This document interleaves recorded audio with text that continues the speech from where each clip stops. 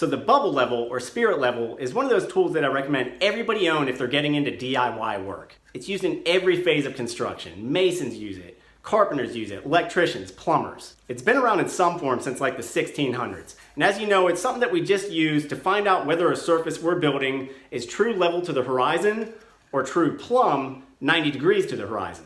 For the most part, they're extremely reliable and accurate. They hold up well over time. But there's kind of a built-in catch here because every now and then the gauge, the bubble gauge inside your level can get slightly out of whack with the rest of the tool. And this becomes a serious problem because you won't exactly know when this happens. The tool doesn't announce it in any way, shape, or form, and it might be off such a little bit, just a few degrees, that it's hard to visually tell just by looking at the tool. Meanwhile, you're possibly using it for weeks on end to build all sorts of things, and if it has a consistent error in it or flaw with it at any given point in time, you could be building everything slightly off level or slightly off plumb. How can I tell if the level that I have is reading accurately or if there's a flaw in its bubble gauge? We're going to discuss that real quick here on the Honest Carpenter Show.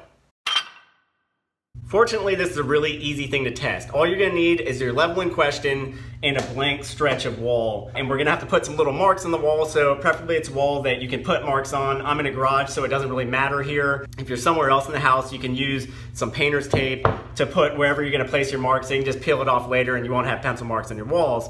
But you will also need a pencil to do this. And all I'm gonna do is take my level, set it horizontally against the wall so I can read the gauge, make sure the bubble is directly between your two gauge lines. Then I'll place a little tick mark at the center of my bubble vial. Now go out to each end of the tool, maybe 2 or 3 inches away from the end, and with your pencil, draw or scribe a straight line along the top, then go to the other end and do the same thing. So I got my 3 marks in place, a little center tick, and then my 2 lines out at the ends. Now, take the tool and rotate it like a helicopter blade. Don't flip it, just rotate it, end for end. Center it up with your center mark. Snug it up right to the undersides of the 2 reference lines that you drew out at the ends. Now, just check your bubble gauge again.